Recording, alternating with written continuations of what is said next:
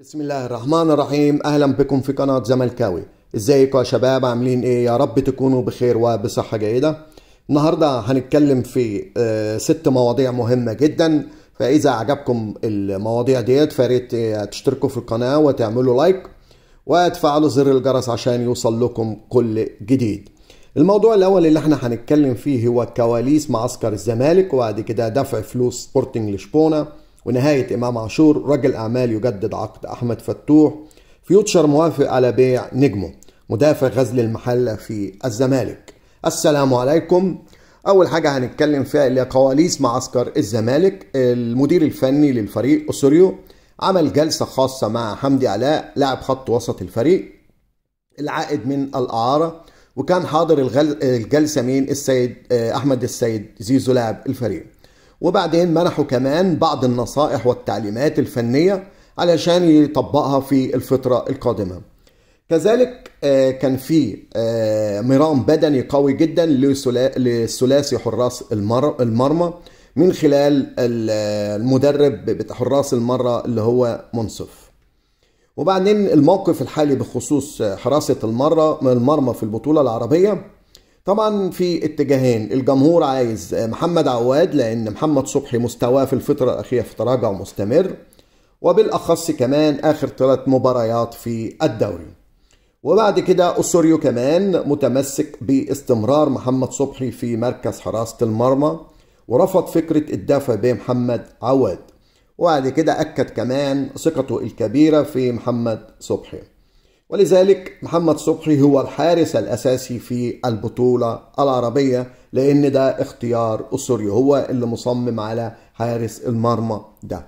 يبقى احنا اتكلمنا على حاجتين بساط جدا، ان هو عمل قعدة أوسوريو مع حمدي علاء بحضور زيزو، وحارس المرمى في البطولة العربية هو محمد صبحي. الموضوع الثاني اللي هنتكلم فيها إدارة الزمالك، ان هي في الفترة اللي جاية ديت استطاعت ان هي تجمع فلوس سبورتنج لشبونة. في خلال الساعات القادمة ديت نادي الزمالك هيدفع الفلوس لسبورتنج لشبونة، وهيقدم كمان للفيفا ما يفيد بتسديد تلك الغرامة. اما بالنسبة بقى للاعب اللي هو اتشومبونج، فتم بالفعل سداد نص المبلغ، والاتفاق تاني على جدولة الباقي.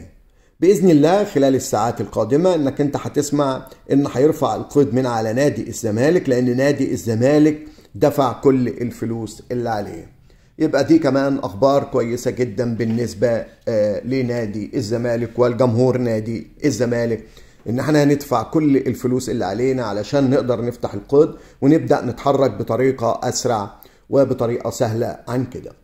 هنتكلم بعد كده في توقع احمد الطيب ونهاية إمام عاشور. توقع طبعا الإعلامي والمعلق الرياضي الشهير أحمد الطيب مفاجأة كبرى في ملف انضمام اللاعب إمام عاشور إلى النادي الأهلي.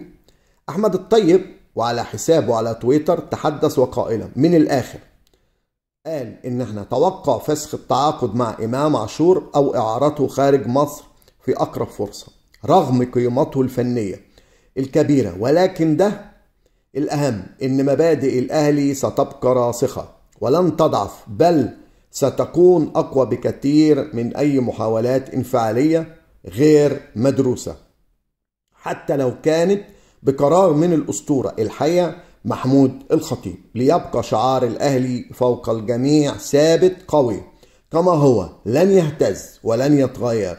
مش كده ولا إيه؟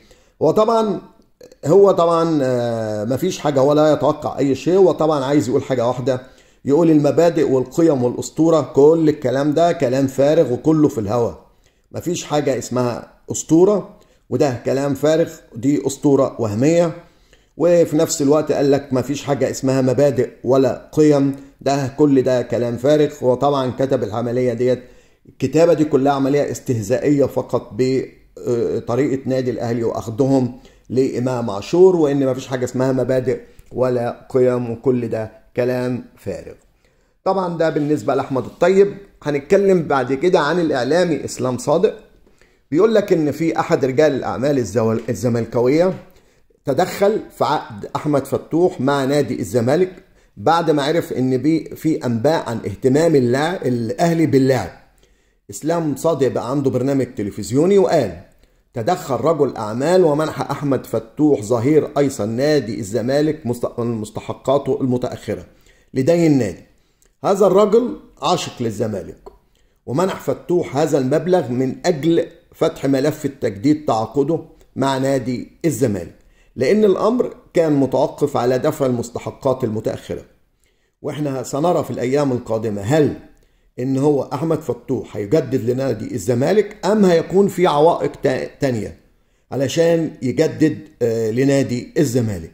يعني وهل يعني هو عايز يقول لك إن في راجل أعمال، أهم حاجة في مشكلة أحمد فتوح إنك أنت تدفع له الفلوس اللي هي كانت مستحقاته المتأخرة وبعد كده يعمل العقد بتاعه، وده فعلا اللي حصل. في راجل أعمال دفع له الفلوس، خلاص احنا قربنا دلوقتي ان احنا نعمل عقده. هل بيبقى في عائق تاني ولا لا؟ لسه هنشوف في الفترة القادمة، لان كمان في مشكلة تانية، هو من يناير اللي جاي ممكن يمضي لأي فريق تاني لانه عقد بينتهي بالموسم المقبل. فالإعلامي إسلام صادق كان كشف هذا الموضوع وكشف عن رجل الأعمال ده. الموضوع اللي احنا هنتكلم فيه بعد كده هو فيوتشر موافق على بيع نجمه. نادي فيوتشر وافق على انتقال عمر كمال عبد الواحد إلى نادي الزمالك، ولكن عنده شرط قوي جدا وهو المقابل المادي. المقابل المادي هو عايز 45 مليون جنيه، قول 40 مليون جنيه.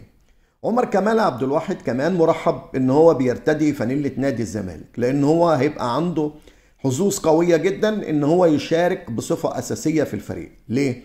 لان الزمالك ما عندوش غير مين؟ غير حمزة المسلوسي في الجهة اليمين، وبطريقة أسوريو عمر كمال عبد الواحد يعتبر مفيد جدا في خطة أسوريو. واللاعب كمان جوكر تقدر تقول انه يلعب يمين او يلعب في الجهة الشمال. ولكن انا شايف ان 40 و 45 مليون جنيه بيعتبر مبلغ كبير جدا انك تشتري لاعب في الدوري المصري، لان دلوقتي انت لو اشتريت ده لاعب من الدوري الاجنبي، ناس من اماكن من اوروبا تقدر تجيب بالمبلغ ده لعيبه احسن وحاجات احسن كمان من ده. انا في رايي كمان ان هذا المبلغ مبالغ فيه جدا، ولازم الزمالك كمان يخرج من هذا السباق ويعتمد على شباب النادي، لان كده الوضع اصبح بصراحه سيء جدا في الاسعار اللي عاملها فيوتشر في الدوري المصري. طبعا نتيجه دخول الاهلي وبيدفع 3 مليون ونص للاعب زي امام عاشور، وبعد كده دخل الاهلي كمان يشتري لاعب من المغرب ب 2 مليون دولار. فكل الحاجات ديت بتؤدي الى ان الكرة في مصر هتبقى صعبة جدا جدا جدا في الفترة اللي جاية، وهتنتهي فرق كبيرة جدا شعبية بسبب الاموال الكتيرة اللي هي بتندفع. في بقى كمان اخر موضوع، في مخاطبات رسمية ومفاوضات رسمية بين ادارة الزمالك نادي الزمالك وبين ادارة غزل المحلة اللي هو الهابط الى الممتاز به، عشان ايه؟ من اجل الحصول على خدمات اللاعب مصطفى العش. مصطفى العش مدافع غزل المحلة، واللي هو ظهر بمستوى مميز جدا جدا مع الفريق المحلاوي على مدار الموسم على الرغم من هبوط غزل المحلة. ولكن انا بعتبره ان لو الصفقة دي تعتبر ثمنها معقول، يعني يعمل 10 مليون جنيه مع مرتب كده معتدل، تعتبر صفقة كويسة جدا. فانا اتمنى ان الصفقه دي تيجي على اساس كمان الاموال ما تبقاش الحاله الماليه للزمالك ما تنفعش يدفع فلوس كتيره. ده بالنسبه لموضوعنا النهارده.